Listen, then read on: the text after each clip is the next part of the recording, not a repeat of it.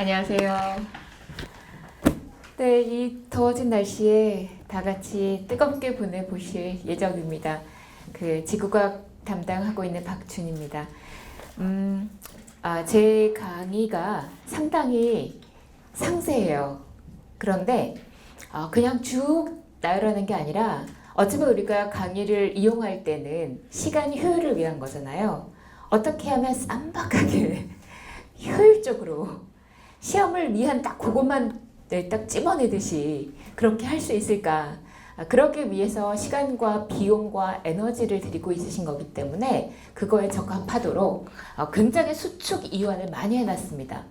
그래서 그냥 과감하게 어떤 책이든 다 나와 있는데 우리 시험에 절대 안 나올 내용들은 과감하게 빼버린 것도 있고요. 교재에도 그렇게 되어 있어요.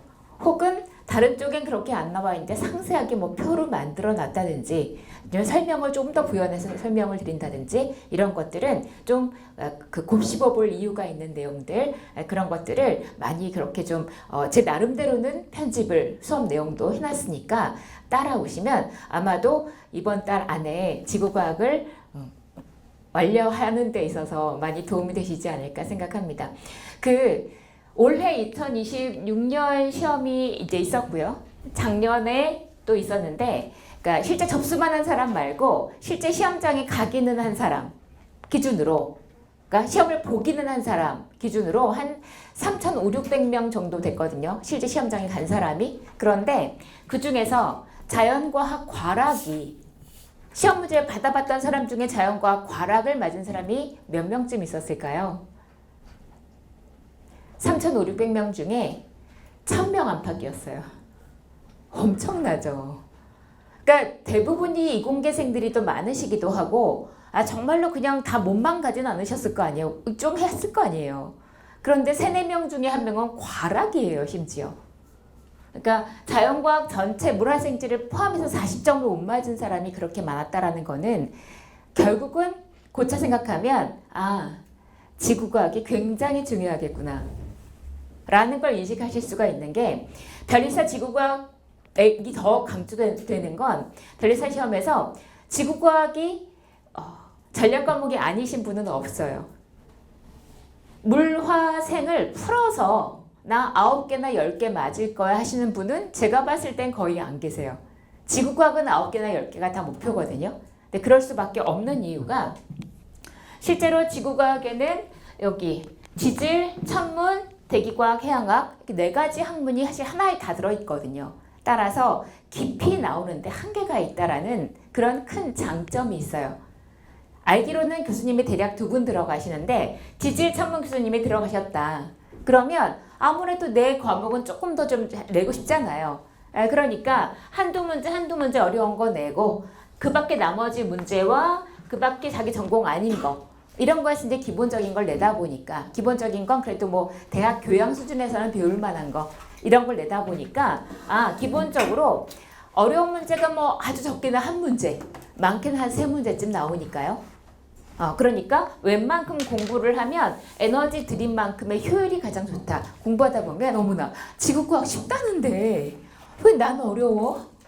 이런 분들 되게 많으시거든요. 근데 하면 쉽다.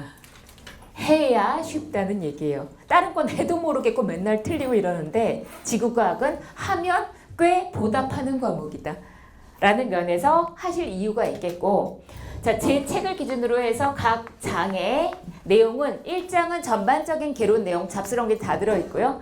대기 해양학인데 양이 좀 많습니다. 3~4장 합해서 지질학이고 지사학이고요. 나머지 천문학인데 여기서 전혀 이건 중요하지 않습니다. 여러분 이번 새 책 받으셨죠? 새 책에서 새 책 사셨죠? 자, 여기서 과거 책 있으셔도 추록 제가 드렸으니까 그 추록해서 같이 보시면 되고 이 책이 새 책인데 11판 여기서 머릿말 바로 다음 장을 봐보세요. 제일 앞에 머릿말 바로 다음 장을 보시면 이렇게 최근에 10년 기준으로 기출 현황이 나와 있을 겁니다. 목차 앞에, 머릿말 뒤에 나와 있을 텐데 전혀 중요하지 않다고 얘기하는 건 늘 이런 건 절대 아니기 때문에 다만 참고해서 보자면 올해는 이런 식으로 문제 분포가 나왔는데 제 책 장 기준으로 보면 지질학이 이렇게 5문제나 나왔어요. 그리고 올해는 그랬고요. 작년에는 심지어 지질학이 1장에서 지질학만 2문제가 나왔고 결국 6문제가 나왔죠. 그러니까 지질학이 중요하구나, 지질학만 중요하구나가 아니라 실제로는 아까 지질 1000번 이렇게 있으면 평균적으로는 지질학이 4문제 정도 나오는 경향이 있긴 했었습니다. 그리고 433 정도 나오는 시기였어서 결국은 골고루 다 해야 된다. 9개, 10개 맞으려면. 그래서 뭐 이것밖에 중요한 내용은 아니겠고요. 그리고 실제로 지금 요 교재와 함께 여기 필기노트도 아마 같이 가지고 계실 텐데 이거는 우리 왜 문제를 풀 때 그거 갑자기 기억이 안 나는데 근데 거기 몇 페이지 거기 왼쪽 위에 있었었는데 이런 거 기억날 때 있잖아요. 전반적인 레이아웃은 우리 머리 안에 사실 각인이 되는 게 있기 때문에 제가 칠판에 그리는 그림 이 사색 분필 그대로 제가 제 필기로 적어놓은 거라서 아마도 부지불식간에 각인 효과를 만들 수 있지 않을까. 더불어 이걸 만들어 보고 나서 느꼈던 거는 그림이 엄청나게 많아요. 제 수업 내용 중에. 근데 제가 굉장히 스피디하게 나갈 텐데 그거 막 이해하며 따라하며 그림 그리며 막 진짜 바쁘셨겠구나 라는 생각이 들어서 만들길 잘했다 싶었고 제 이 필기노트의 왼쪽은 일부러 비워놨거든요. 이 공간은 여기는 그야말로 필기만 적어놓은 거기 때문에 문제는 들어있지 않습니다. 그러면 실제로 우리 기출문제 굉장히 중요하다고 여러 번 반복할 텐데 제 이 기본교재 뒤쪽에 31년치의 기출문제가 들어있거든요. 제일 뒤쪽에. 근데 그 기출문제 중에서 같이 볼 의미가 있는 거는 진도를 나가면서 왔다 갔다 같이 보기도 할 텐데 본인 스스로도 기출문제든 아니면 제가 따로 말씀드리는 거든 뭔가 좀 헷갈리는 것들 자꾸 좀 반복돼서 중요하게 언급되는 것들은 왼쪽에다가 이렇게 좀 모아놓으시면 그러면 그야말로 단권화용으로 많이 쓰시더라고요. 실제로 제 친했던 수강생분 지금 이제 최종 합격을 하셔서 빨리 하고 계신데 그분이 그 이제 예전에 1차를 보셨을 때 점심 먹고 나서 잠깐 화장실 갔다 와서 이제 자연과학 보기 직전에 딱 화장실 갔다 왔더니 전부 이걸 펼쳐놓고 계시더래요. 그러니까 보면 그냥 제 느낌에 간접적으로나마 단권화용으로 활용을 하셨구나 라는 걸 알 수 있었거든요. 그렇게 해서 마무리 정리할 때 물론 기본 교재가 편하신 분도 있겠죠. 여기다 단권화를 하시든 뭔가 우리가 양을 자꾸 압축해서 줄여놓는 게 분명히 중요하기 때문에 나중을 위해서요. 그런 용도로도 활용하실 수 있을 것 같습니다. 자, 그러면 제가 페이지는 늘 기본 교재 페이지를 기준으로 부르도록 하고요. 필기노트는 필기노트 몇 페이지 보세요 라고 말씀을 드릴게요. 일단 기본 교재는 2페이지입니다. 2페이지 필기노트 7페이지 제일 처음 시작을 해볼게요. 자, 우리 이번 달에 지구과학을 뭔가 이렇게 생각하게 해봐야 될 텐데 열심히 해 라는 생각으로 막 긴장을 하면 되게 힘들어져요. 자, 오늘 앞 시간에는요. 그냥 지구과학이 뭐야? 지구가 뭐야? 에 대한 대략적인 내용이 나올 겁니다. 사실은 조금 앞부분은 약간 쉬울 수도 있어요. 하지만 시험에 의외로 꽤 나옵니다. 그래서 그냥 주르륵 보면 다 알던 건 것 같은데 핵심적인 거, 알아야 할 거, 비교해야 될 거 이런 것들을 짚어드릴 테니까 최대한 정신 차려주시고 자, 처음에 이제 지구과학이라고 했어요. 지구과학, 지구가 뭔데? 에 대해서 얘기한다. 너 그럼 일단 지구 너는 어떻게 생겼는데? 를 말할 거예요. 지구의 모양입니다. 모양은 크게는 첫 번째 지구는 어떻게 생겼어요? 둥글둥글하게 생겼죠. 처음에는 첫 번째 둥근 증거에 대해서 얘기가 나올 거고요. 그 다음 사실 엄밀하게는 약간 넓적하죠. 넓적한 이런 타원체 모양으로 생겼거든요. 두 번째는 타원체에 대한 얘기가 나올 건데 사실 완전 매끈하게 생긴 건 아니죠. 바다도 있고 산도 있고 막 이렇게 돼 있잖아요. 그 실제 지구 표면에 70% 이상의 바다물이기 때문에 바다 평균의 수면 기준으로 따라 그리면 거의 지구의 진짜 모양에 가깝게 그리게 되는 거잖아요. 그 평균의 수면을 기준으로 그린 걸 지오이드라고 얘기할 거거든요. 여기서 이렇게 적은 이유는 1, 2번, 2, 3번을 비교할 수 있으셔야 돼요. 보기가 섞여 있을 때. 둥근 것과 타원체, 타원체와 지오이드. 그렇게만 1, 3번은 비교할 필요 없어요. 그럼 어차피 객관식이니까 문제가 나왔을 때 뽑아낼 수 있을 정도면 충분하단 말이에요. 내용을 한번 봐볼게요. 처음에 괄호 1번에 동그라미 1번. 월식 때 달에 비친 지구의 그림자가 둥글다 했습니다. 여기 봐보세요. 월식이면 제가 그냥 크게 원래 막론하고 이렇게 그려놨는데, 자, 태양이 지구를 비춘 지구의 그림자가 달을 가려서 달이 먹혀서 안 보이는 게 월식이에요. 그죠? 자, 그런데 그 그림자를 봤더니 이 그림자는 누구의 그림자? 지구의 그림자. 봤더니 어떻게 생겼어요? 둥그스름하게 생겼죠. 그죠? 아, 그래서 너 둥글구나. 그 증거예요. 근데 여기서는요, 요 둥근 증거 부분은 지구가 요 그림자만 보고 완벽하겠구야 뭐 이런 걸 알 수 있어요? 아니죠. 그냥 세모나 네모는 아니야. 그냥 둥글둥글해 라는 대강의 개념인 거죠. 둥근 증거는 그냥 둥그스름하게 생겼습니다 라는 대충의 내용이에요. 그래서 월식 때 지구 그림자를 보니까 둥그잖아 라고 얘기하는 거고요. 두 번째, 해안에서 멀어지는 배는 점점 가라앉는 것처럼 보인다 그랬는데, 제가 이거 뭐 붙이고 이건 아시는 분은 아실 텐데, 저 당뇨 환자 아니고요. 그 연속 혈당 측정기라고 해서 이거 붙여놓으면 핸드폰으로 이렇게 연동해가지고 제가 뭘 먹으면 혈당이 얼마 올라가나 이런 거 측정해 보는 거 있거든요. 비싸요. 2주 쓰는데 9만 원. 2주 지나면 그 센서가 딱 아웃돼요. 그냥 플라스틱 덩어리로 바뀌어요. 그럼 또 새로 하려면서 너무 비싸가지고 그냥 건강 체크 위해서 한번 해본 거고, 죄송합니다. 사이보그 같이 좀 그렇죠. 자, 여기서 자 이제 둥근 거 기준으로, 자 지구가 둥글기 때문에 여기 이제 해안선이 있으면 이렇게 쭉 있으면 배가 멀어지면요 크기만 작아질 뿐만 아니라 배 밑둥지부터 없어지는 걸로 보여요. 둥글면 따라가니까. 그렇지 않고 지구가 평면이라면 그냥 아래로 내려갈 게 아니라 그대로 사이즈만 작아지겠죠. 그죠? 아, 둥글구나 라고 얘기하는 증거라는 얘기죠. 그죠? 다음, 고위도로 갈수록 북극성의 고도가 높아진다. 이 얘기가 오늘 굉장히 중요하게 두 번 더 나올 텐데, 여기 한번 봐보세요. 지구를 제가 일단 똑바로 세워놨어요. 원래 지구는 몇 도 기울어져 있죠? 아마 23.5도 기울어져 있어요. 그죠? 그런데 제가 특별한 말 없이 그냥 이렇게 그려놓고 이게 지구의 적도고요.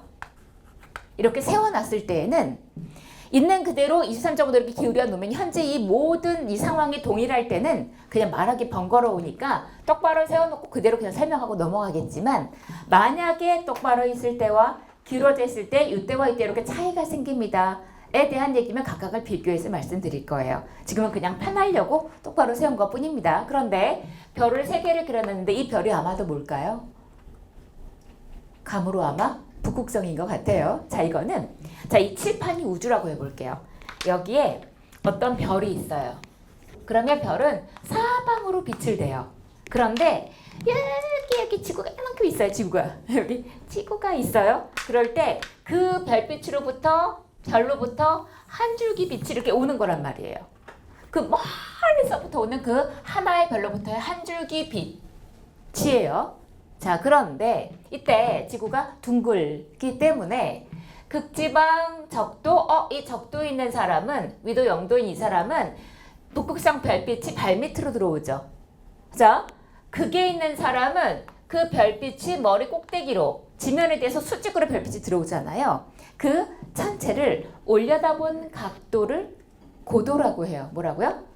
고도. 올려다본 각도를 고도라고 하는데, 얘는 올려다본 각도가 90도고요. 얘는 올려다볼 게 없죠. 지면으로 들어오니까. 그냥 0도죠. 얘는 몇 도인지는 모르겠지만, 자, 여기서 이제 중요한 얘기가 하나 나옵니다. 꼭 적어 놓으셔야 될, 필기노트에도 적혀 있을 거예요. 북극성의 고도는, 올려다본 각도는 그 지방의 위도와 같습니다. 북극성의 고도는 그 지방의 위도랑 같아요. 북극성을 올려다본 각도는 우리나라 같으면 서울 지역을 중심으로 한 37.5도 정도의 위도를 가지니까, 우리나라 북쪽 하늘에 우리나라 위도만큼 37.5도 올려다보면 거기에 누가 있어요? 북극성이 있어요. 그죠? 자, 근데 이 내용을 알고 있어야 시험 문제를 푸는 그런 내용도 몇 번 나온 적이 있었어요. 아주 중요하게 나올 건데 지금 뭐 하다가 왔냐면 지구의 둥근 증거 얘기하다가 왔죠.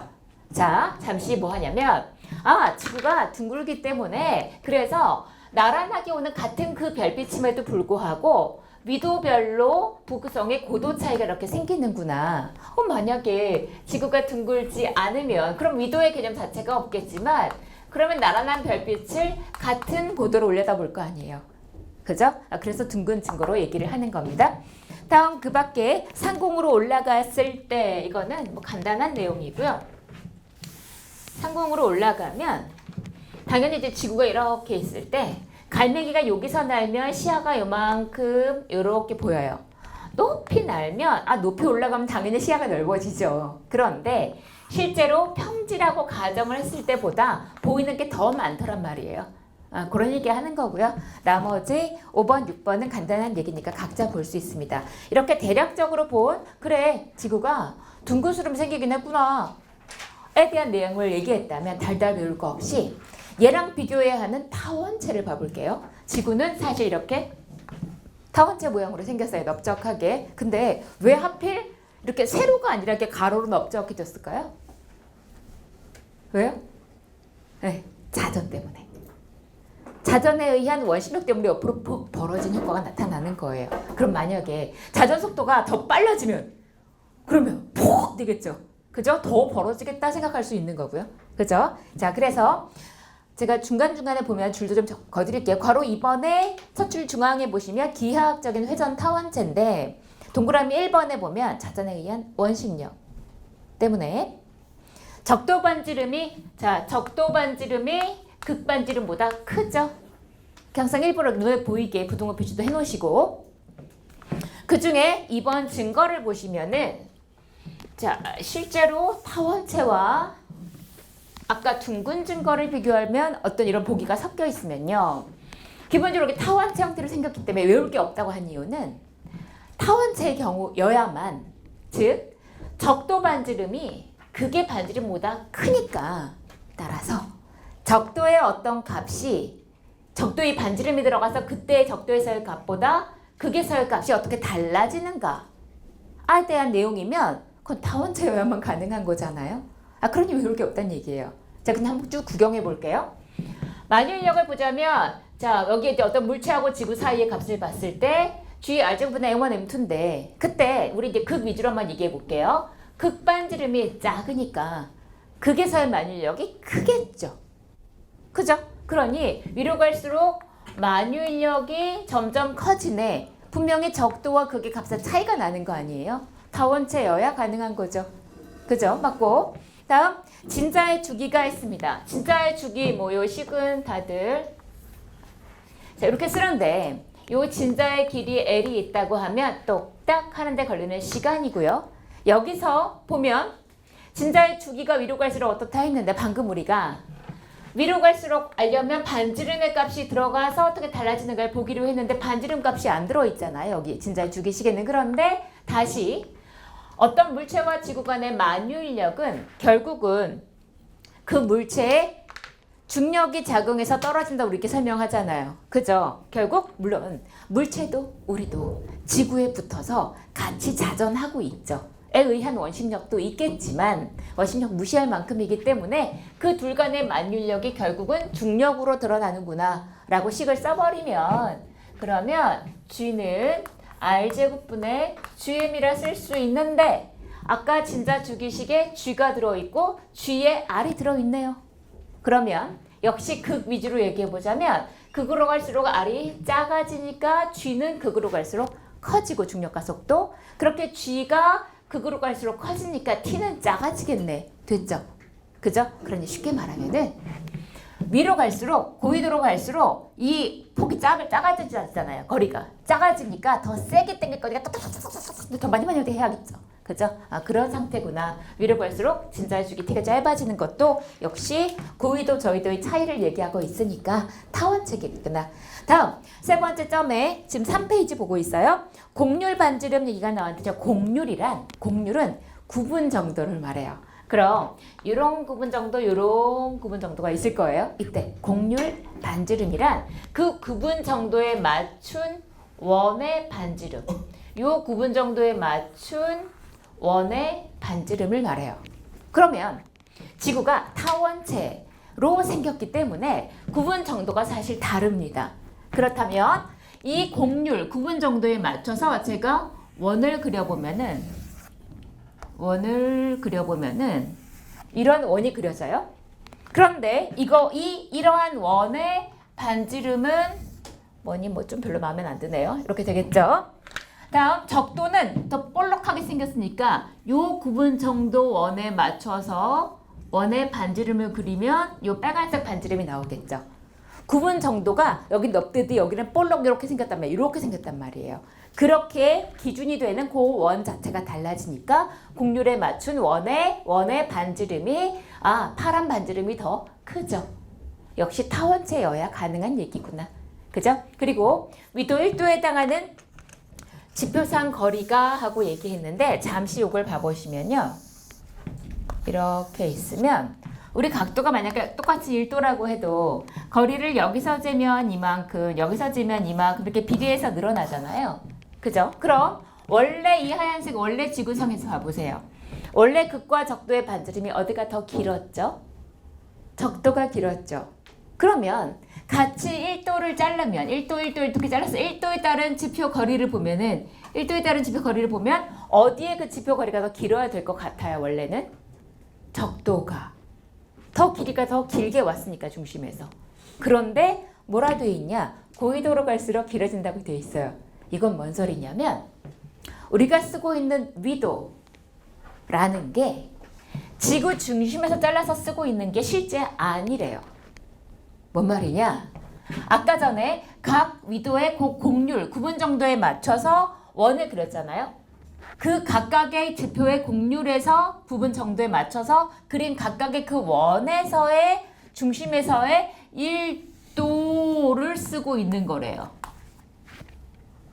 똑같이 1도라고 만약에 하면 혹은 그러면 적도에서는 요 곡률에 맞춘 원은 빨간 원이었고 거기에 따른 1도에 따른 요 길이를 봐야 될 거 아니에요. 기준 원이 다른 거예요. 그런 1도를 우리가 지금 현재 쓰고 있대요. 물론 지구가 이렇게 심하게 넓적하지 않기 때문에 별 차이가 안 나는 것처럼 우리가 생각해서 그런 거지 사실은 그 넓적한 원의 기준 원의 중심에서의 1도를 잘라서 위도 1도를 쓰고 있는 거라서 그 기준 원이 달라지니 1도에 따른 지표 거리도 달라질 수밖에 없겠죠. 그렇게 해서 여기 뭐 증거라고 쭈르륵 나와 있는 내용은 보기에 나와 있으면 그렇겠네 타원차이가 되겠네 라고 끄덕끄덕 그냥 되는 것들이잖아요. 그런 거니까 주관식이 없으니까 1번과 보기가 섞여 있으면 둥근 증거랑 섞여 있으면 골라낼 수 있기만 하면 된다. 오케이. 자 그럴 때 방금 고위도로 갈수록 어떻게 되는가 얘기를 했었으니까 한번 시험에 나온 적은 없지만 정리를 한번 해볼게요. 혹시 보기 하나로도 나오면 이러면 안 되니까. 자 위로 올라갈수록 고위도로 갈수록 커지는 것들을 한번 봐보자면 만율력 고위도로 가면 R이 작아지니까 반율력 커지죠? 그것과 비슷하게 났던 중력도 커지겠죠? 결국 G도 위로 갈수록 커지겠죠? 그죠? 곡률 반지름도 곡률 반지름이 곡률에 맞춘 원의 파란 반지름이 빨간 반지름보다 커졌었죠. 그리고 위도 1도에 해당하는 지표 거리도 이 1도 기준 원이 다르니까 요 길이가 요 적도에서의 1도 지표 거리보다도 컸었죠. 정리해보니까 그러네요. 그런데 작아지는 게 하나가 있었죠. 위로 올라갈수록 작아지는 거는 아까 진자축이 있었죠. 진자축이 T도 있었고 또 실제 지구 반지름은 적도 반지름하고 극반지름이 더 작았었죠. 그죠? 네. 글씨가 좀 그러네요. 여기 위로 올라갈수록 작아지는 거는 진자축의 T랑 그다음 실제 반지름, 그죠? 실제 반지름 이런 것들이 위로 올라갈수록 작아지는 값이네라고 한번 본 김에 정리 한번 해보고 지나갔어요. 자, 이렇게 요 지금 두 번째 얘기한 지구 모양 중에 타원체 얘기는 그럼 뭐 할 때 쓸 거냐면 거기 아래쪽에 동그라미 3번 있죠. 보충 설명 박스 바로 위에 삼각 측량 거리 측정, 둘레 건널비, 부피, 편평도 이런 거 계산할 때 이용한다. 그냥 일반적인 물리량 계산할 때 제일 쓰면 좋다. 왜냐면 실제에 가깝게 타원체로 그렸어요. 그런데 매끈하게 그렸으니까 뭐 좀 오차 없이 계산하기 제일 편하단 말이에요. 그래서 근데 여기서 그 삼각 측량 거리 측정은 이건 뭐 그냥 저도 그냥 백과사전 본 건데요. 뭐 측량 같은 거 해보신 분들은 훨씬 더 잘 아실 텐데 어느 A 지역과 B 지역의 이 수직거리 이런 걸 계산하고 싶은데 이 동네가 너무 멀거나 막 아니면 막 굴곡이 너무 심하고 산도 있고 막 이래갖고 재기가 어려워요.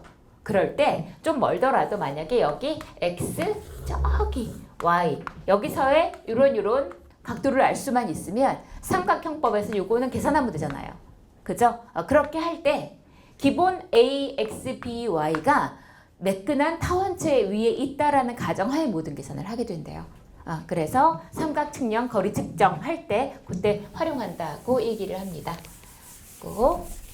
자, 이러한 두 번째 증거를 봤는데 이제 이 두 번째 타원체와 비교해서 세 번째 평균 횟수면 GOE들을 보겠다고 했는데 그걸 가기 직전에 지금 타원체 얘기가 나왔으니까 잠깐 편평도를 잠깐 그 박스 안에서 볼게요. 저는 기본적인 수업 목표가 암기량을 줄여드리는 거예요.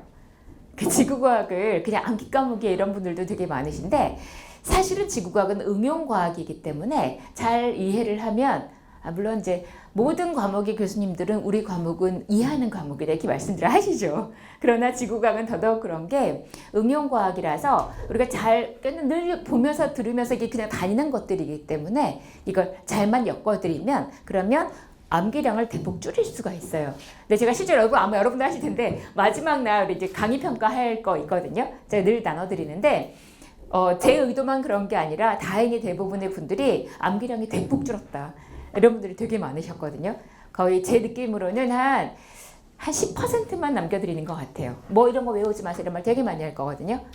90%가 암기 안 해도 된다고 하면 너무 좋잖아요. 그죠? 그렇게 한번 해볼게요. 자, 여기서 일단 편평도는 편평한 정도예요. 뭐 이런 식도 다 필요 없고 A분의 A-B로 쓰는데 어쨌든 식도 필요 없지만 편평한 정도는 0부터 1까지 있어요. 자, 편평한 정도가 0이에요. 빵이에요. 무슨 뜻이에요? 편평하지 않다. 그러니까 완벽한 땡그랍이다. 그죠? 원 혹은 구를 의미해요. 얘는 완벽한 편평하다는 뜻이죠. 얘는 평면이에요. 자, 그런데 지구의 편평한 타원체이긴 하지만 편평한 정도는 대략 한 300분의 1 정도거든요. 뭐 외울 숫자는 아니고요. 그러면 1 나누기 300 하면 0.66 나올 거 아니에요. 거의 0이다. 거의 9에 가까운 회전 타원체다. 라는 걸 그냥 확인할 수 있는데 그런데 이 얘기가 5장에서 한 번 더 나올 거예요. 5장에서 각 행성을 비교할 때 수금지와 목토천의 편평도가 가장 큰 놈은 누구? 하고 나올 겁니다. 토성인데요. 뒤에 이제 얘기 나올 때 그때 다시 한번 언급될 단어고요. 자, 지구는 거의 9에 가깝구나 라는 것만 확인했습니다. 넘겨서 보시면요. 자, 이제 세 번째 지오이드입니다. 지오이드의 핵심은 아까 뭘 따라서 그린 거라고요? 평균 횟수면. 핵심 뭐라고요? 평균 횟수면. 네, 그 밀물썰물의 중간 평균. 바닷물 높이 라인 따라 그대로 그린 게 그게 바로 요 지오이드예요. 자, 그 말이 제일 중요한 말이겠고. 자, 그러면 바닷물이라는 건 결국 지구의 중력에 수직인 점들이 모인 게 바로 이 파란 라인이란 말이에요. 그래서 지구 중력의 수직인 점들이 모인 거다라는 게 첫 줄에 나오고요. 다음에 우리 위치 에너지를 얘기를 할 때 그 기준면 H가 뭐냐에 따라 달라질 수 있겠지만 보통 우리 해발고도 이런 거 많이 쓰잖아요. 그러니까 기준면 이게 면 0이 돼버리면 얘도 에너지가 0이 나오겠죠. 그죠? 그리고 모든 시험에서 제일 잘 나오는 보기는 바로 요 그다음 세 번째 건데 방금 배웠던 두 번째 지구 타원체 있죠. 지구 타원체랑 겹쳐 그려보면 결과적으로 타원체는 그대로 매끈하게 그린 거니까 이게 지구 타원체예요. 제일 잘 나온다는 보기는 주인공 지오이드는 바다에서는 지구 타원체보다 낮게 그려지고 육지에서는 더 높게 그려져. 이게 제일 잘 나오는 보기예요. 결과적으로 그려보니. 자, 이제 그런데 이것만이 아니라 좀 더 체크해야 될 게 있어요. 타 시험에서 좀 나왔던 조금 눈여겨볼 보기가 하나가 있는데 거기에 그 필기노트 상에서는 9페이지에 아래쪽에 제가 그림을 그려놨고요. 필기노트 9페이지 아래쪽 말고 실제로 제가 이렇게 적어놨죠. 자, 지오이드 그 교과서에 제일 위에 지오이드하고 가로 3번 나와 있는 그 제목에다가 지오이드가 저 영어를 쓰는 일이 별로 없는데 실제로 얘는 에퀴포텐셜을 쓴 거다라고 생각해 주시면 돼요. 이렇게만 적어 놓으시고 지오이드는요. 실제로 중력이 같을 수 있는 자리, 중력 포텐셜이 같을 자리를 연결한 선이에요. 중력이 같을 수 있는 자리? 라는 게 무슨 뜻이냐. 그 필기노트 아래쪽에 제가 이런 그림을 그려놨을 겁니다. 그냥 직관적으로 보시라고 어느 그릇에, 똑같은 그릇에 물을 담아놨어요. 같은 그릇에 금을 녹여갖고 이 덩어리를 만들어놨어요. 자, 그때 중력이 같을 수 있는 자리니까 그러면 제가 요 물 표면에서 중력을 잰다고 하면 만약에 10이 나온다고 쳐볼게요. 그런데 같은 여기 표면에서 재려고 하면은 이거는 원래 지구 중력에다가 요 금 완전 육중한 게 여기 딱 이렇게 메어져 있으니까 그 질량 밀도가 더해지니까 더 큰 힘, 예를 들어 얘는 뭐 13 이렇게 나올 거 아니에요. 그러니 중력이 같을 수 있는 자리를 근다고 했었으니까 그만큼 지구 중심으로부터 더 멀리 떨어뜨려 놔야 같이 중력이 10인 자리가 만들어질 거 아니에요. 따라서 이렇게 그려져야 한단 말이에요. 이 파랗게 그린 부분이 바로 지오이드 라인이라는 거죠. 아, 중력이 같을 수 있는 같은 중력을 갖는 그런 라인을 그린 거구나. 이걸 그린 이유는 금이 아니라 만약에 그냥 육지라고 생각을 해볼게요. 그럼 우리 바다가 있고 여기 이렇게 육지가 있으면 그럼 우리 바다 물 자체는 밀도는 물이니까 밀도가 1이죠. 그런데 우리 육지 쪽은 정확하게는 밀도가 한 2.7쯤 나오거든요. 그러면 이쪽이 더 밀도가 부피당 질량이 더 크죠. 그죠? 더 육중하죠. 그러니 평균의 수면이 여기는 있지만 여기는 물이 없잖아요. 그러면 지오이드를 어떻게 그릴 거냐? 제가 일부러 바닷물보다 약간 올라가게 그려놨죠. 왜냐하면 더 밀도 비중이 큰 놈, 더 질량이 큰 놈이 있으면 그 중력이 같을 수 있는 자리를 맞춰주려면 원래 평균의 수면보다 좀 높아지게 그려야 되죠. 지오이드를. 그죠? 그렇게 하기 위해서 제가 일부러 이렇게 그려놓은 거예요. 실제 타 시험에서 어떤 보기가 나온 적이 있었냐면 지오이드는 바다에서보다 육지에서 더 높게 그려진다. 맞죠? 그런 보기가 나왔었단 말이에요.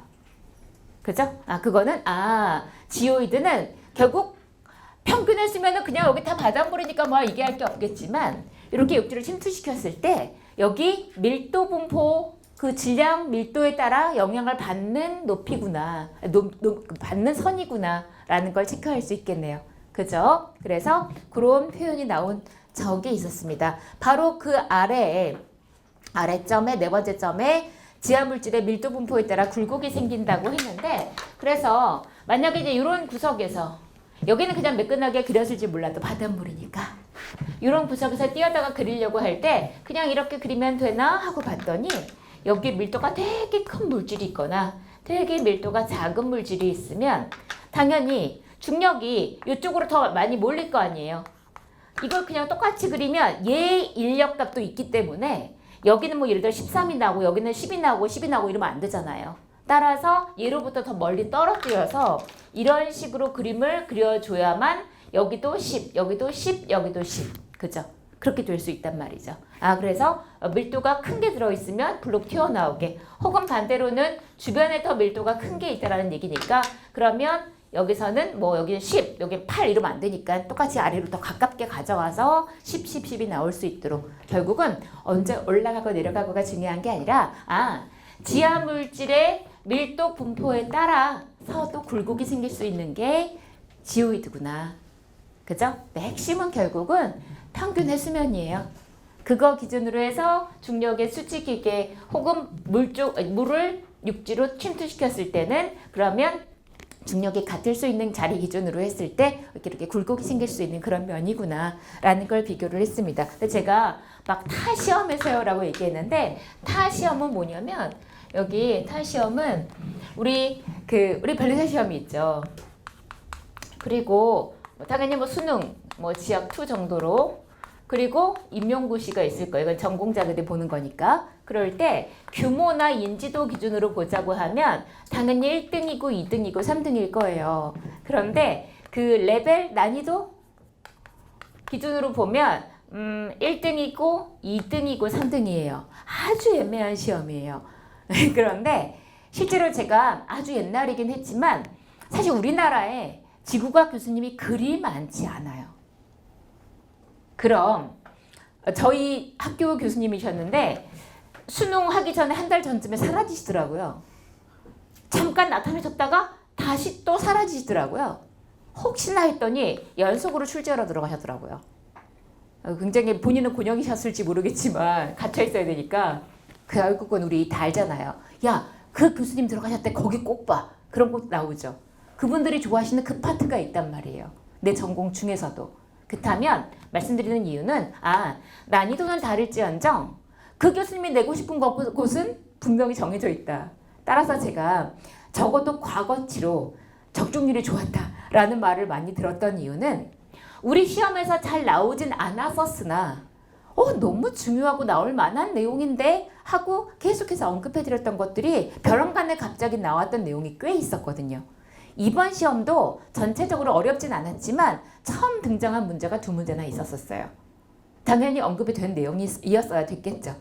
그래서 그런 것들이 결국 그러면 우리 변시도 영어 빼도 한 8과목 그렇게 되잖아요. 1차에. 너무 과목이 많아요. 그런데 그러면은 지구과학을 내가 올인할 거라면 그것뿐만 기출문제도 30년치 이상 막 있는데 그거에다가 수능이나 임용고시까지 봐야 되겠네. 그러면 그런데 그러면 시험을 못 보겠죠.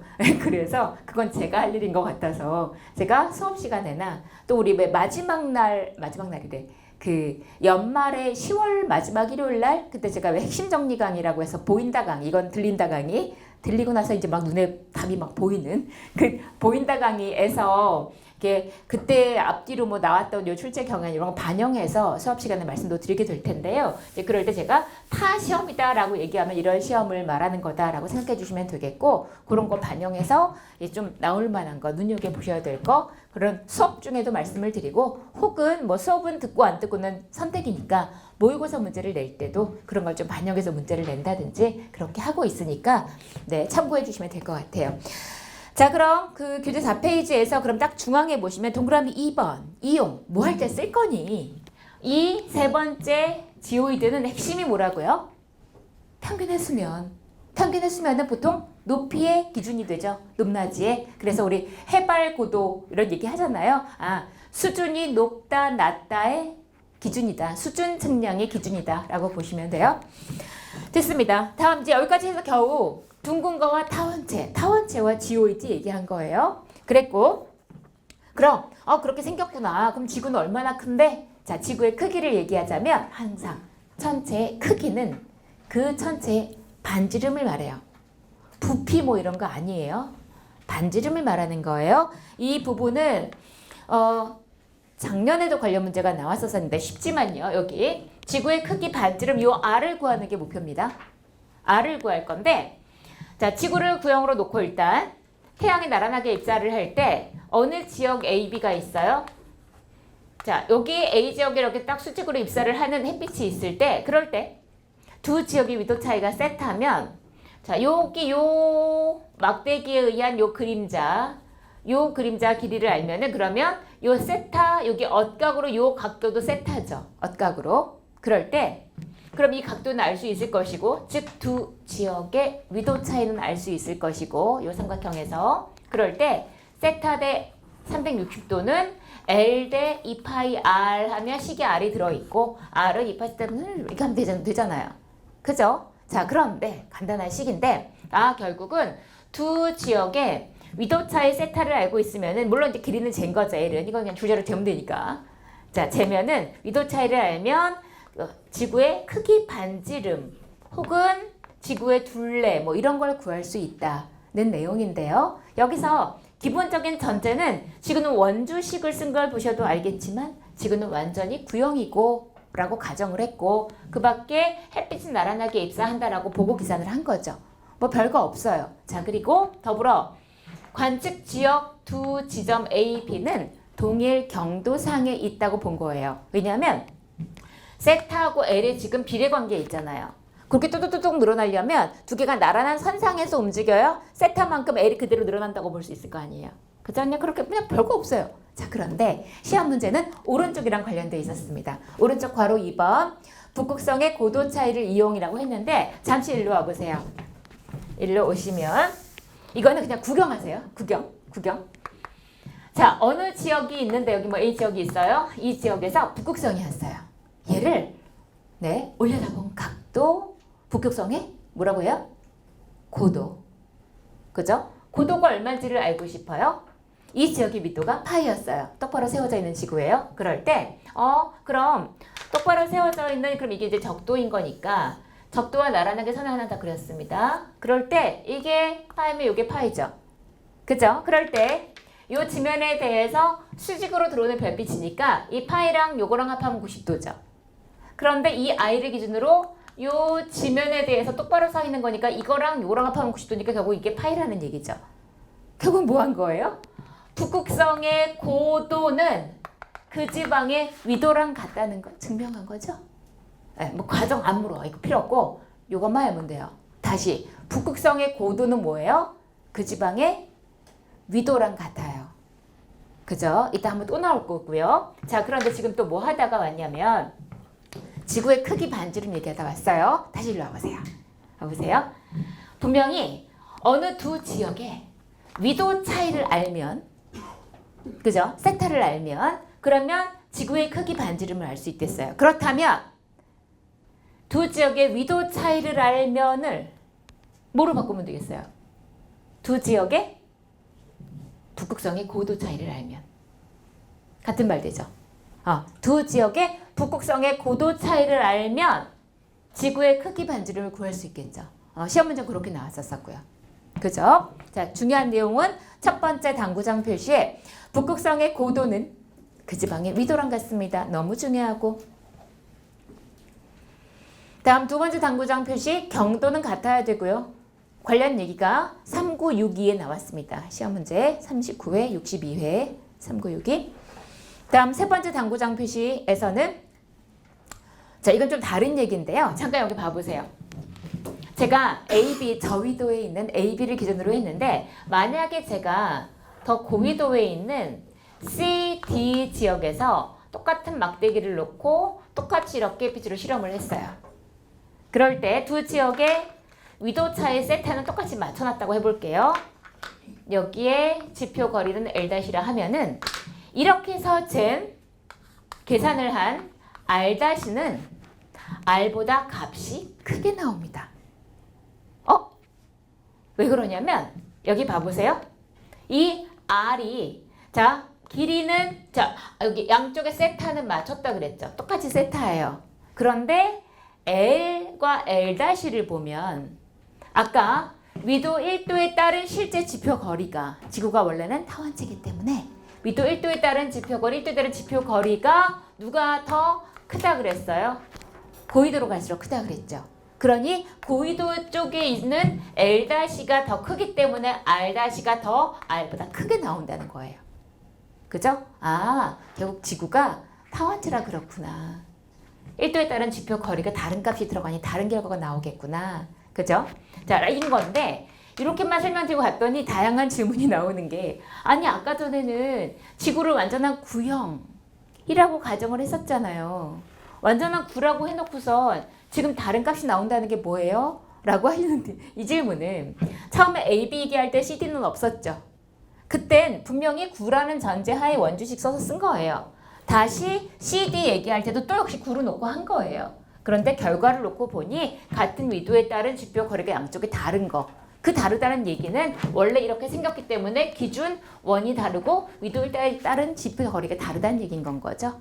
그 얘기를 하고 있는 거고. 자, 그렇다면은 거기서 줄거보면은 세 번째 당구장 표시에 두 번째 줄 끝에 고위도로 갈수록 지구 반지름이 길게 계산된다. 여기서 계산한 지구 반지름은 결국 뭘 계산한 거냐면 이거는 자, 이 그림을 제가 안 지운 이유가 위도 1도에 따른 지표 거리가 R이 나올 수 있는 그러한 원의 반지름을 계산한 거고요. 위도 1도에 따른 지표 거리가 L'가 나올 수 있는 그러한 원의 반지름 R'를 계산한 거란 말이죠. 결국은 곡률 반지름을 계산한 거예요.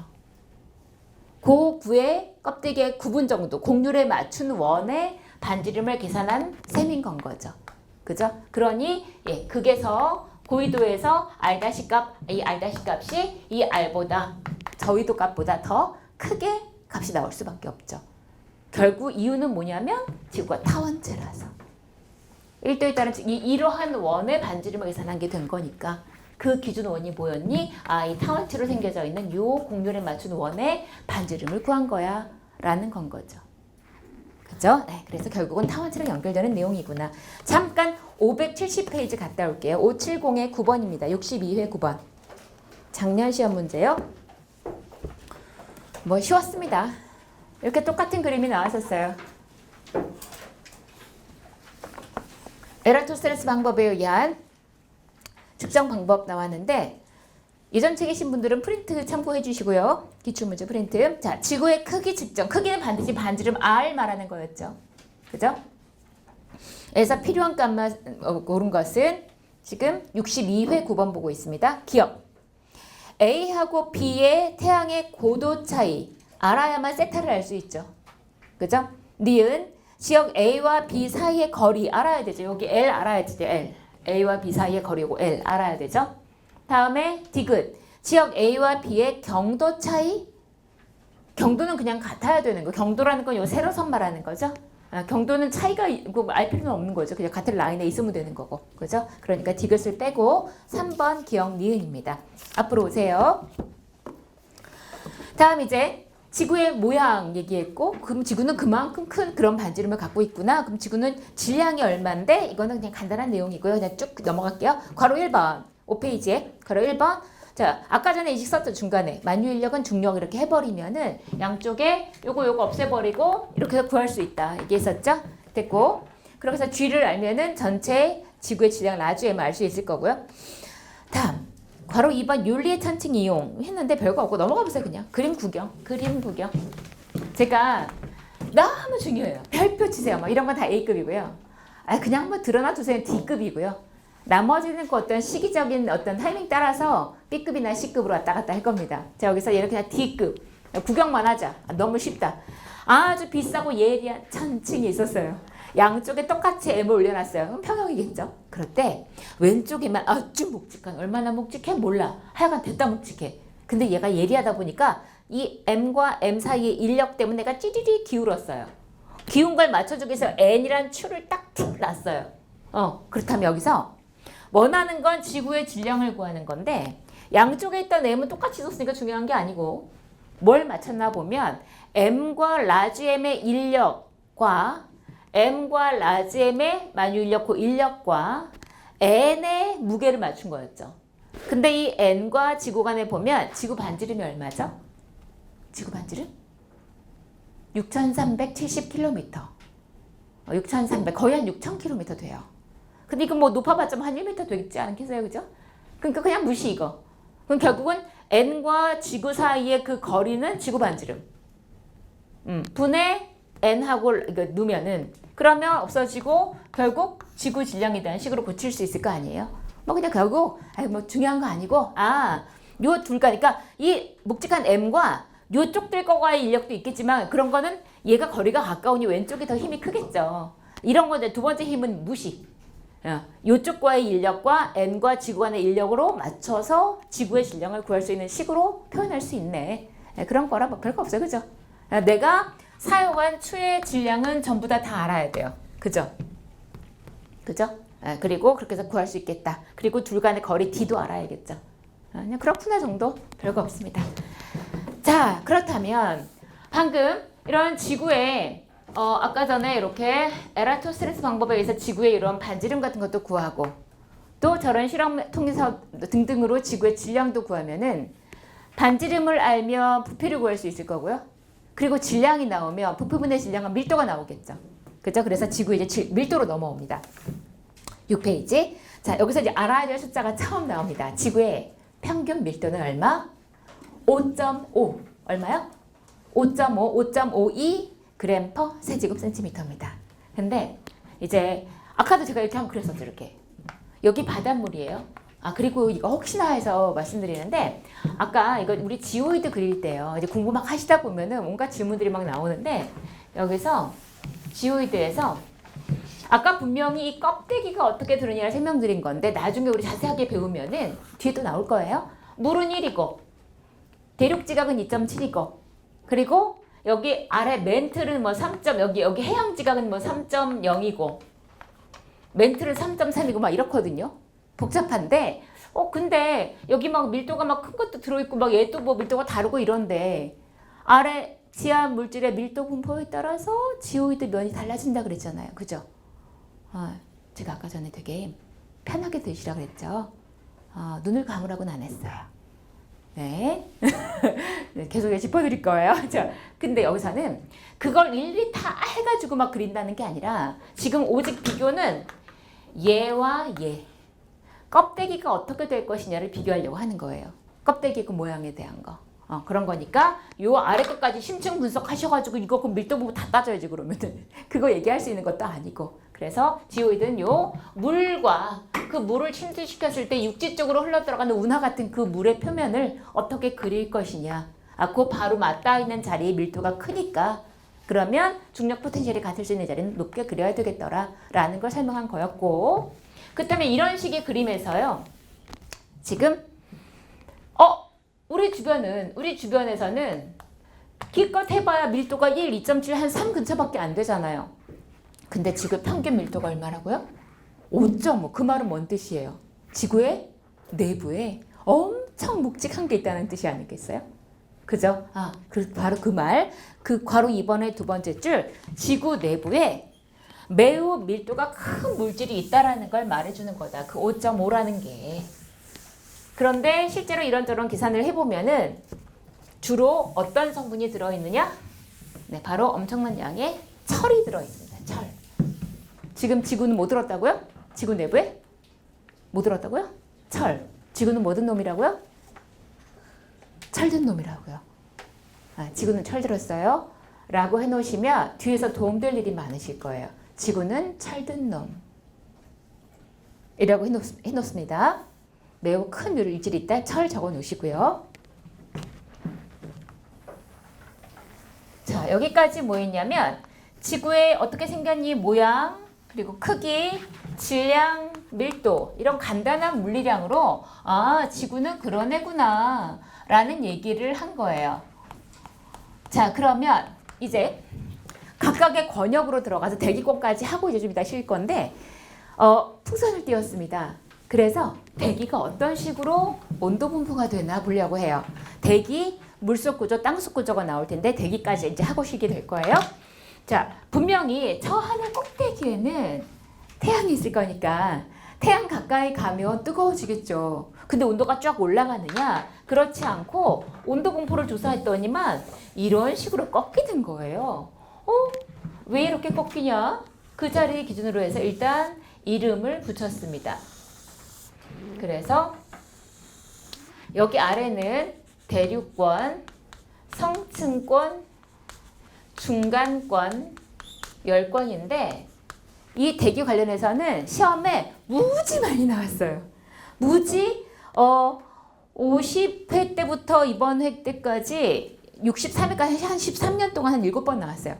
근데 뭐 그다지 어렵지 않게 나오기 때문에 나오면 반가운 곳이에요. 자, 그런데 이 각각의 자리에 높이는 대략 대륙권 기면은 10, 여기는 30이 아니라 50, 80, 대기권의 끝은 한 1000km까지라고 얘기하는데 굳이 한번 얘기해 보자면 우리 지구의 반지름이 아까 얼마쯤이라고요? 한 6000쯤 된다 그래. 6000km쯤. 그러면 저 공기 하나라도 있는 데까지가 1000km니까 대략 한 6분의 1 정도 이렇게 싸고 있는 상황이구나 라고 감잡을 수 있겠고 자 그런데 제일 먼저 궁금한 건 너 왜 그렇게 생겼니? 이 모양 자체가 궁금해요. 시험 문제도 나왔었고 관련된 게요. 힌트를 드린다면 중간권의 경계면, 중간권 계면까지는 지구의 영향이 아직은 주가 되는 높이고요. 그 위쪽부터는 드디어 태양의 영향이 주가 되는 높이예요. 자, 그러면 사실 세 영역은 해결이 돼버려요. 여기 이제 지표가 있는 거니까 아무리 지구가 온도가 높지 않아도 지표로부터, 지구표 난로로부터 멀어지면은 점점 추워지겠죠. 그죠? 그래서 지구 표면으로부터 멀어지니까, 지구 영향권 안에서 멀어지니까 대륙권이나 중간권처럼 온도가 떨어지는 건 당연해요. 근데 성층권은 좀 이상하죠. 이게 여기 시험 문제가 됐을 거고, 태양의 영역에 가까워지니까 당연히 위로 올라가면 점점 온도가 뜨거워지겠죠, 열권은. 그죠? 자, 이 성층권은 우리 이미 어쩌면 알고 계실 텐데, 성층권에 요즘에 뭐가 있죠? 오존층이 있어요. 오존이라는 기체가 때를 모여 많이 있어요. 사실 오존이 여기만 있는 건 아니고요. 그 위에 좀 있어요. 여기 집중돼서 있고 여기 이렇게 좀 있어요. 이게 오존의 양을 가지고 그린 그림이에요. 근데 오존이 특별히 두껍게 있는 자리를 오존층이라고 해요. 근데 이 오존층은 무슨 일을 하느냐? 태양에서부터 오는 강력한 자외선을 흡수를 해요. 흡수를 하니까 물론 자외선 흡수한다고 얘기를 했는데, 자외선은 적외선처럼 데우는 게 주된 역할을 하는 건 아니에요. 적외선은 열선이고 자외선은 화학선인데, 하지만 그런 자외선이라는 태양 에너지를 본격적으로 흡수를 하면서 오존층이 자외선을 열심히 흡수를 하면서 그래서 온도가 올라가는 층이 만들어진 거예요. 원래 지구 영향권 안에 있는 이 여기에서는 지구로부터 멀어지면 온도가 떨어지는 게 정상인데, 별개의 원인으로 태양 에너지를 집중 흡수하는 그 층이 있기 때문에 그래서 온도가 올라가는 층이 만들어진 거라서, 실제로 예전에 어디 갔나? 예전에 죄송해요. 어디다 적어놨냐?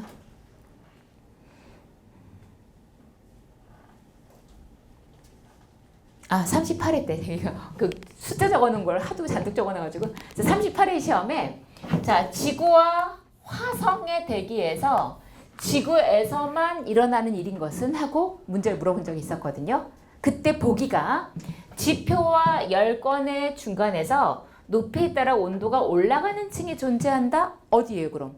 성층권이죠. 그럼 그게 우리는 분명히 있는 게 맞는데 화성에도 있나?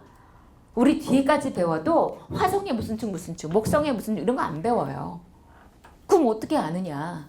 기본적으로 우리 지구에서 성층권이 왜 생겼나를 보면, 지금 성층권이 왜 생겼다고요? 누가 뭐 해서? 오존층이 자외선 흡수해서. 그죠? 자, 그렇다면 실제로 다 이 오존이라는 거는 생기는 건 이렇게밖에 안 생기겠죠. 그럴 만큼 뭐가 많아야 돼요? 산소가 많아야 돼요. 근데 그만큼 산소가 있는 건 우리밖에 없단 말이에요. 우리 막 공상과학 영화 보면은 이거 막 우주인들이 막 떠들고 다니다가 이거 팍팍팍 막 죽잖아요. 여러 이유로 죽겠지만은 산소 끝이잖아요, 그러면. 그죠? 그런 거니까 지구를 제외한 타 행성 혹은 지구에 이 오존층이 없어진다면 그러면은 일반적인 타 행성들은 어떤 모양을 가질 것이냐? 지구에서도 오존층이 없어지면 어떤 모양이겠어요? 이런 층이 없어질 거 아니에요, 성층권이. 그러면 이러다가 태양의 영향을 받을 때부터 이렇게 올라가는 형태겠죠. 아, 이해가 가시죠? 실제로 아마 전국에서, 어쩌면 전 세계에서 이 오른쪽 그래프가 나와 있는 책은 이 책밖에 없어요. 제가 썼어요.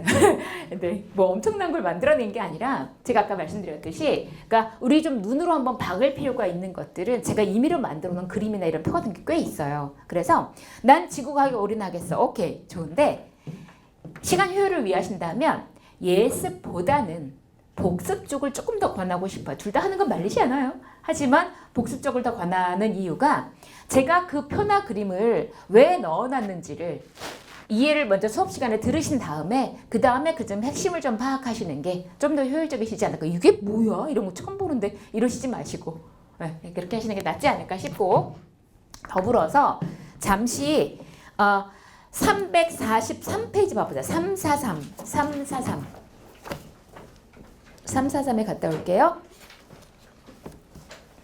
자, 이 책이 문제집 겸용인 거 아시죠? 문제가 됐다 많아요.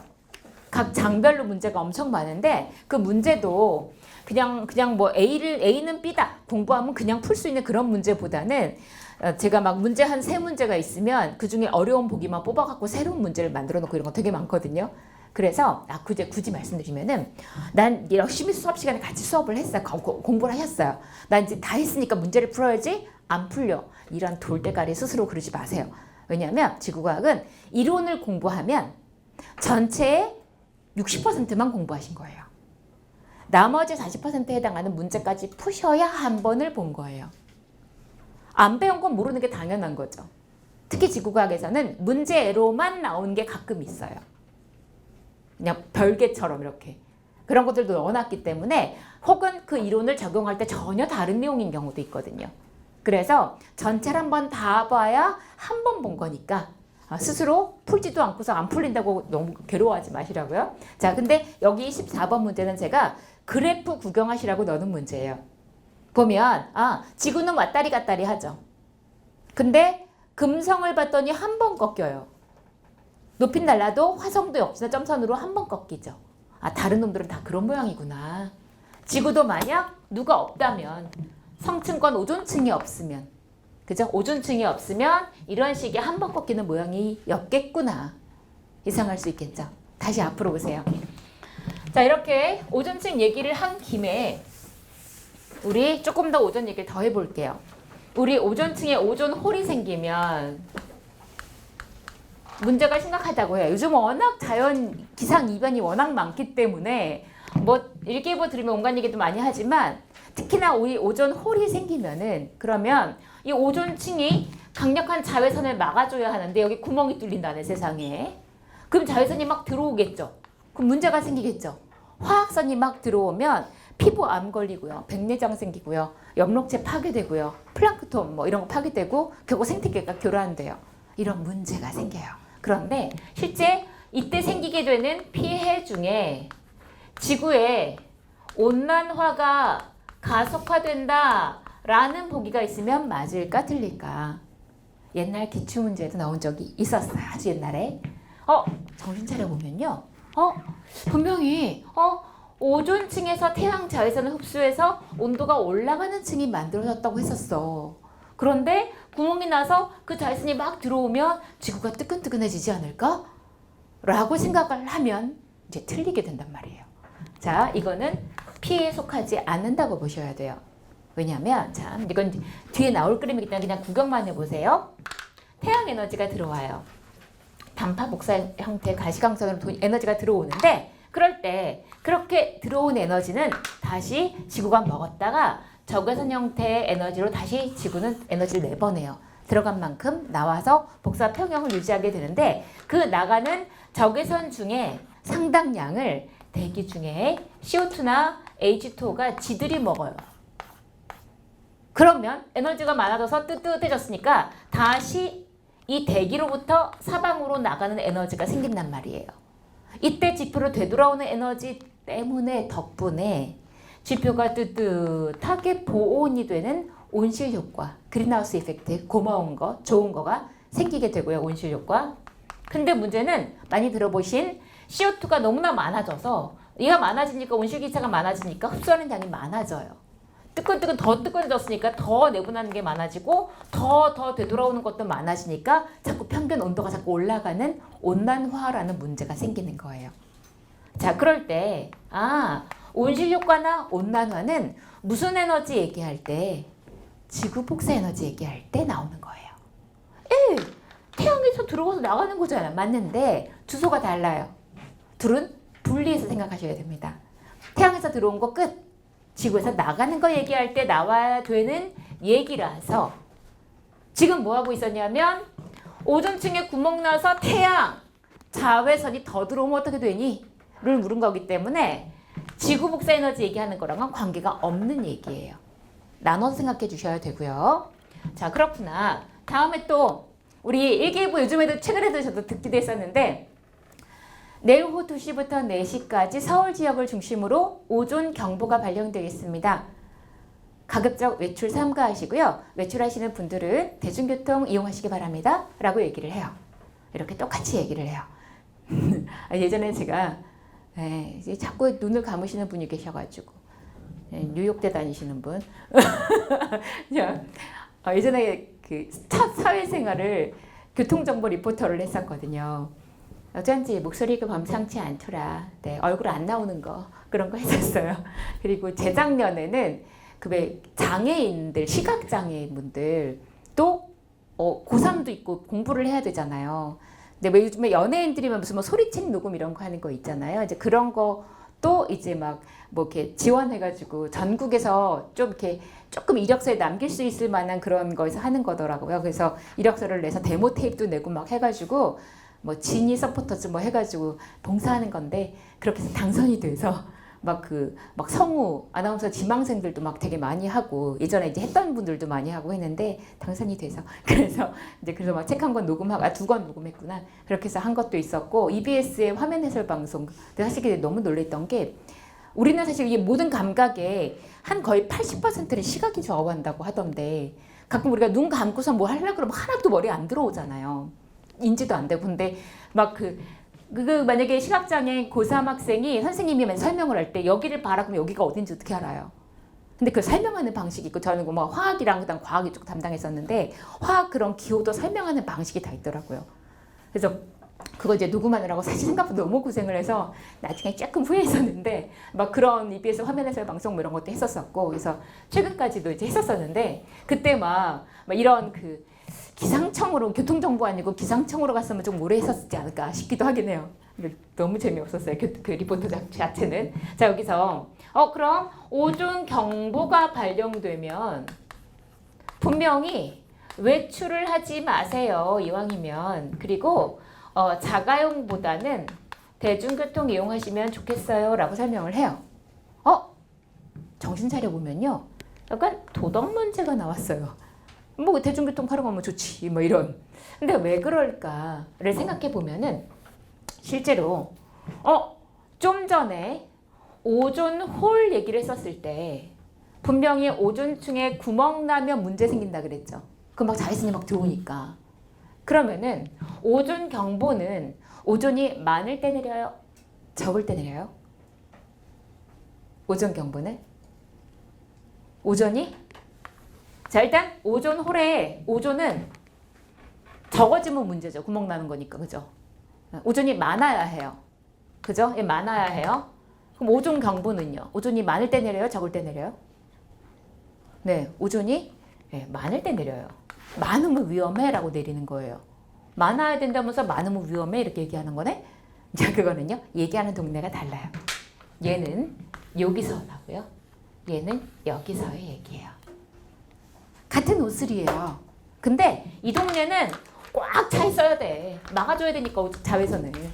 근데 우리 동네에 있는 오존은요. 우리한테는 누가 만약에 이 방에 지금 막 졸리시는 분들한테 막 오존을 계속 투입해. 무슨 가스실 같은 막 투입하면 목이 이러다 막 피부 막 기침소리가 심해지다가 다 폐병 걸려 죽어 막 이렇게 된단 말이에요. 이게 우리한테는 아주 유독한 물질이에요. 그렇죠? 자 이런 물질이 주변에 많으면 당연히 나오지 말아야 되겠죠. 더불어 왜 이렇게 설명하냐면 이거는 잠깐 47페이지 가보세요. 47페이지 가시면 거기에 우리 주변의 대기는 원래 질소와 산소가 99%예요. 근데 자동차 연료가 탈 때 순간 대기 중에 질소와 산소가 빨려 들어가서 그 열 때문에 같이 지들이 반응을 해버려요. 그러면은 뭐 이렇게 일산화질소 이렇게 나와 있겠죠. 이런 상태에서 역시 다시 그 대기 중에 부릉부릉 배기가스 타고 나온 그 일산화질소가 또 빨려 들어가서 또 반응을 해요.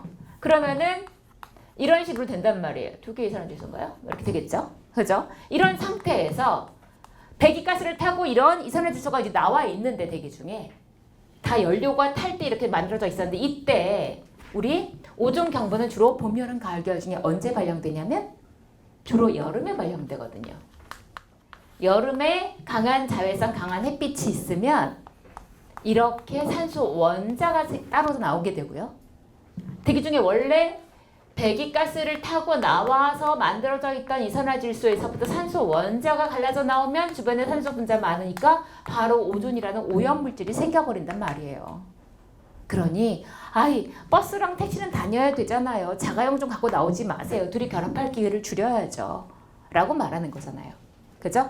그런 거니 오존 경보가 발령되는 거는 우리 경험적으로 여름에 햇빛 뜨거울 때 그럴 때 낮에 주로 차 많이 다닐 때 그때 이제 발령이 되는데 자 그런데 외출은 공기 안 좋으니까 나오지 마시고 그냥 대중교통만 다니게 하세요 라는 뜻인 건 거죠. 그죠? 그렇게 해서 오존 관련된 얘기를 했습니다. 뭐 이런 화학식까지 외우실 필요는 없는 거고 자 그럼 이제 오존 얘기 한꺼번에 다 정리를 했고요. 이제는 더 중요할지 모르는 층별 특징으로 가볼게요. 여기 한번 봐보세요. 아까 10, 50, 80 이렇게 얘기했는데 실제로 이 높이 중요해요. 시험에 이렇게 소개된 적이 있었어요. 대륙권의 경계, 대륙권 계면은 위도나 계절에 따라 높이가 변한다. 실제로요. 적도가 극보다 그 다음 여름에 겨울보다 낮에 밤보다 더 높게 형성돼요. 이 10이라고 평균적으로 적었지만 그래서 보아하니 뭐에 따라 달라지는구나? 온도. 지면 온도가 얼마냐에 따라 대륙간 계면의 높이가 달라집니다. 위도와 계절에 따라 달라진다는 보기는 여러 번 나왔어요. 그냥 여러 번 나왔으니까 회를 불러드린 게 의미가 없어요. 매번 나오니까. 그죠? 위도와 계절에 따라 달라지더라. 61위에도 나왔었고요. 그리고 실제로 그냥 얘기해보자면 우리 지구 자체가 이렇게 생겼잖아요. 이렇게 넉대대하게. 이 대륙권 계면의 높이 자체도 극에서는 한 8km고요. 적도는 한 16km 이렇게 돼 있어요. 그런 형태구나 라는 거 됐고 다음 대륙권은 얼마나 대류가 잘 일어나길래 이름도 대륙권이에요. 실제로 온도가 높은 게 아래 있죠. 온도가 낮은 게 위에 있죠. 온도가 이렇게 대류가 잘 일어나는 그렇게 막 섞이기 때문에 그래서 불안정층이라고 얘기를 하죠. 그리고 더불어 여기 뭐 구름도 생기고 비도 오고 막 이렇게 해서 기상현상이 일어나는 층 다 시험에 다 나왔던 것들입니다. 다음 뭐 굳이 비행기가 간다면은 이런 기상현상에 막 천둥번개 맞고 이러면 안 되잖아요. 그래서 비행기는 너무 높이 날면은 연료가 많이 들 테니까 요 대륙권 계면 위쪽으로 보통 이렇게 나는 경우가 많아요. 비행기는. 됐고 성층권 갑니다. 성층권은 중요한 오존층 얘기했으니까 여기는 온도가 높은 게 위에 있고 온도가 낮은 게 아래 있으니까 움직일 일이 없겠죠. 실제로 안정층입니다. 대륙 같은 거 없어요. 다음 중간권 가면 중간권은 온도 분포는 온도가 높은 게 아래 있고 온도가 낮은 게 위에 있으니까 대류는 일어납니다. 대류는 일어나는데 여기는 뭐가 없으니까 수증기가 없거나 거의 없기 때문에 수증기가 올라가서 응결돼서 물방울로 맺혀 있는 게 구름이잖아요. 구름이 있어야 비가 내리든 뭘 할 거 아니에요. 그래서 여기 수증기가 없기 때문에 기상현상은 없습니다. 대류만 일어날 뿐. 다음 전체에서 온도가 가장 낮은 건 중간권 계면입니다. 영하 90도쯤 되는데 혹시나 보기에 영하 90도 이렇게 나온다 한들 영하 90도였나 영하 80도였나 이런 거 필요 없어요. 그냥 여러분은 대륙권, 성층권, 중간권 열권이었어 라고 온도가 제일 낮은 자리가 여기였어 라는 것만 머리에 박아 놓으세요. 숫자 필요 없습니다. 뭐라 나왔든 무시하고 그냥 넘어가세요. 그런 거 알라고 지금 그런 게 중요한 게 아니니까. 다음 이제 열권으로 갑니다. 열권은 대기가 굉장히 희박해요. 따라서 햇빛이 낮에 확 비추면 대기가 막 운동해가지고 온도가 확 올라갔다가 다시 밤에 딱 식어버리면 에너지가 없어지면서 일교차가 굉장히 심한 그림을 나타내게 되는데 자, 그 교재에 이 그래프에서 바로 위로 올라가면 넋주로 올라가면 당구장 표시가 있죠. 이제 그 얘기를 얘기하려고 하고요. 필기노트에서는 13페이지에 아래쪽에 내용을 적어놨습니다. 필기노트 13페이지 아래쪽 혹은 교재 7페이지에 그래프 바로 위에 당구장 표시 넋줄. 자, 실제로 우리 지구 대기에는 이 열권 얘기하다 지금 갑자기요. 전자가 잔뜩 떠 있는 층이 있어요. 전리층이라고 하는데 낮에는 D, E, F1, F2라는 이름의 전리층이 있고요. 밤에는 D층은 없어져요. 그리고 F1, 2가 합해져서 E와 F층으로 남게 되는데 그 전리층이 거의 열권에 주로 분포하기 때문에 열권 설명하면서 같이 말씀드리려고 하는 거예요. 자, 전자가 밀집해서 떠 있는 이런 층이 있다는데, 자, 그런데 또 얘와 별개로, 자, 태양에는요, 우리 이제 5장에 가면 태양에 대해서 배울 텐데 1장하고 5장하고 겹치는 게 되게 많아요. 그런데 제가 일부러 1장에서 상세히 말씀드리고 오늘 1장이 다 안 끝날 거예요. 근데 상세히 말씀드리고 5장에 가면 설명했던 거 다시 한번 상기시켜 드리면서 짚으면서 두 번 설명 들으실 수 있도록 할 거거든요. 자, 그럴 때 태양의 표면에는 이런 까뭇까뭇한 점들이 많이 있어요. 흑점이라고 해요.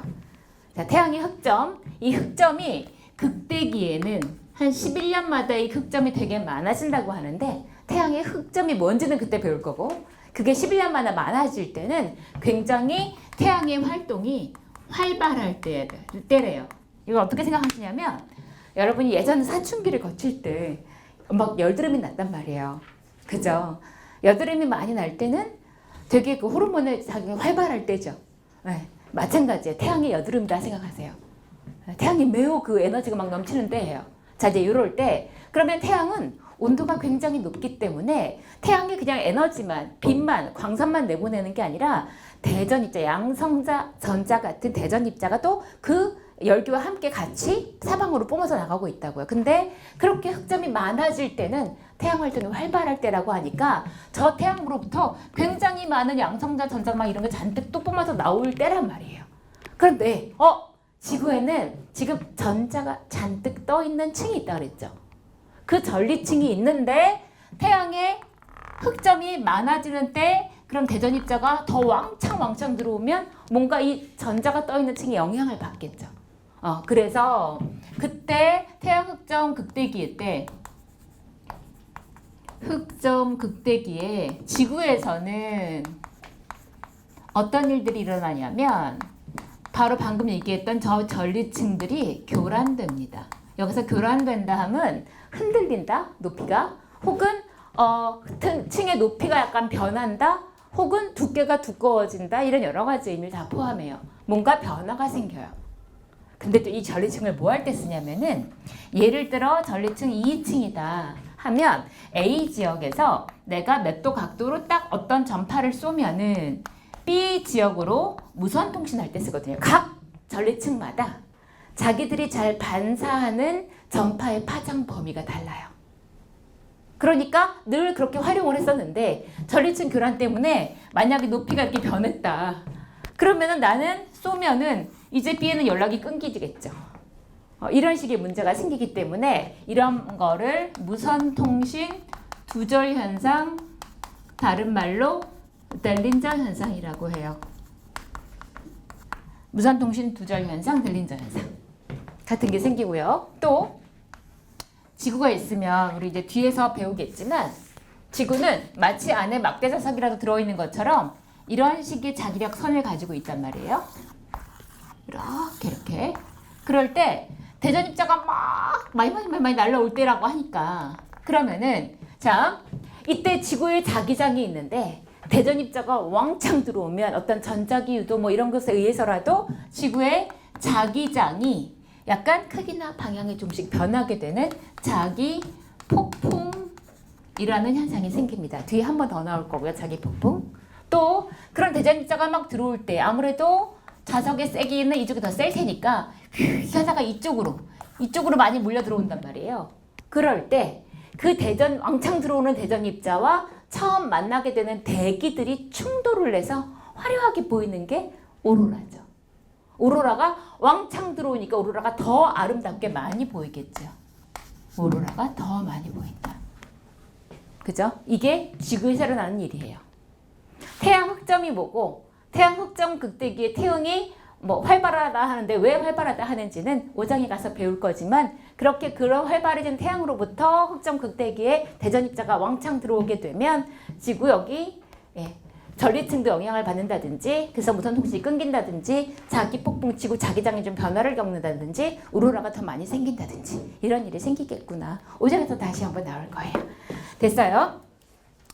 자, 그럼 잠시 뭐 해당하는 시험 문제들은 뭐 너무 많이 나왔었으니까 잠깐 563에 7번 풀게요. 563 페이지.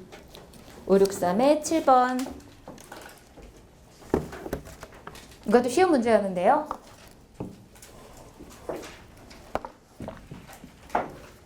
대기권에 대한 설명으로 옳은 걸 골라라.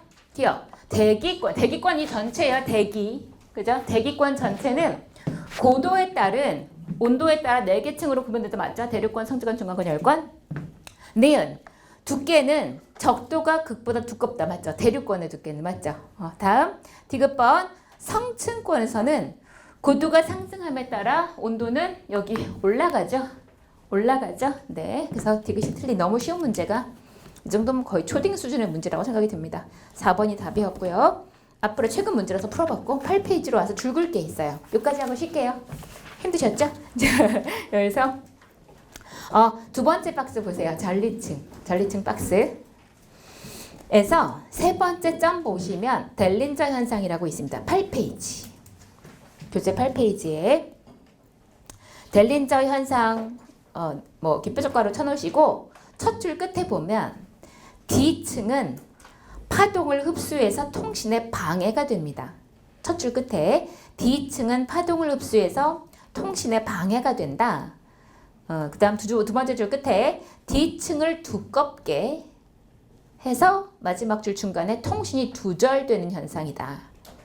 자, 실제로 제가 아까 무선 통신 두절 현상 뭐 이런 말을 했는데 전리층 교란 여기에서 만약에 이게 D층이라고 하면 역시 그 D층이 사실 실질적으로 그러니까 전파 무선 통신할 때 D층을 되게 많이 활용을 하는데 이 나쁜 놈이 이놈이 그 팔을 지가 흡수를 많이 한대요. 무선 통신할 때 쓰는 그 팔을 흡수해버리면 얘가 있으면은 통신이 잘 안 되겠죠. 그런데 요 전리층 교란이 있을 요때 대전 입자가 막 쏟아져 들어오면 그때는 정확하게 D층이 두꺼워진대요. 그러면 더 완전히 흡수해버리겠죠. 그럼 더 통신이 안 되겠죠. 한 3년 전이요. 코로나 시즌이었는데 요 현상이 좀 강해지겠습니다라는 거 뉴스에도 나왔었거든요. 아는 분은 들으셨겠죠. 네, 그래서 실제로 현재 또 그런 일들이 계속해서 일어나고 있구나. 그래서 D층은 정확하게 델린저 현상 여기서 말했던 거는 그 통신의 역할을 해주는, 그러니까 방해를 해주는 D층이 더 두꺼워지면서 통신이 잘 안 되는 그런 현상을 말하는구나 라는 거 한번 체크를 했습니다. 이 층이 뭐 어느 높이에 있고 뭐 이런 거 다 필요 없고요. 그냥 이 정도 알고 계시면 충분합니다. 이런 거 쭈르륵 보기 나오면 고를 수만 있으면 될 것 같고요. 자, 이제 여기까지 뭐였냐면 지구의 모양, 둥근 거 타원체랑 지오이드. 그죠? 그냥 보기가 섞여 있으면 고를 수 있으면 됐고, 다음에 지구의 크기 반지름을 에라토스레스 방법이나 그 북극성 고도, 그 지방의密도 그걸로 한번 설명해 봤고, 그 다음 뭐 질량, 그 밖에 밀도 5.5 밀도. 그 다음엔 구조로 왔어요. 어떻게 이루어져 있나. 그럼 대기 구조 이렇고 물속 구조, 땅속 구조 배운 다음에 그 다음에 그럼 지구는 그런 물리량에 그렇게 각각 권역이 이루어져 있구나. 그런 다음 지구는 그럼 어떤 힘을 가지고 있지? 크게 두 개로 중력장과 자기장 얘기한 다음에 우리가 이제 징그럽게 싫어하는 천구 부분까지 나올 거예요. 저희 천구는 뭐 어차피 만약에 사실은 막 천구만 아니었으면 지구가 까짓거 외우고 말 텐데 이러신 분들도 있으실 거지만 천구 부분이 이따 배워보시면 또 연습을 해보시면 그러니까 되게 문제가 나왔으면 하시는 분들도 생기세요. 남들의 튀어줄 거니까. 그럴 만큼 뭔가 원리를 알면은 쉽게 하실 수 있는 전 한 가지 방식으로 문제를 풀거든요. 하나만 알면 다 풀린다고? 가 된다면 너무 마음이 가볍겠죠. 그리고 특히 1장에도 5장에도 나오기 때문에 천구 부분은 약간 복병 같은 자리인데 그걸 같이 해결하는 연습을 해볼 거예요. 그리고 오늘 아마는 1장에 그 에너지 관련된 내용 전까지 천구 내용은 아마 다 하게 될 거고 40페이지까지 진도 예상하고 있습니다. 일단 그렇게 해서 잠시 쉬시고 아마 아시겠지만 쉬는 시간에 저는 아까도 미리 와서 그림을 그려놨었지만 여러분 필기 노트가 있으니까 저는 이제 칠판에 일부러 그림을 그려놓고 놓으면 바로 시작이라서 간단한 질문이라도 하시면 답변 드리다가 그림을 못 그리는 수가 있으니까 질문은 아침에 일찍 오시거나 저도 일찍 오니까 점심때 식사하고 와서 하시거나 아니면 끝나고 나서 질문하시는 건 상관없어요. 그러니까 편하게 그렇게 해주시고 제가 다 쓰고 빈둥거리고 있다 이러면 이제 하셔도 상관없고 그렇게 해서 쉬는 시간은 그냥 편히 쉬시고 수업 시간 우리 이제 쉬는 시간인데요. 이렇게 아침이니까 좀 사실 좀 졸릴 수 있어요. 점심 먹고 나면 아마 졸릴 거예요. 그럼 이제 하루 종일 자다 가는 수가 있죠.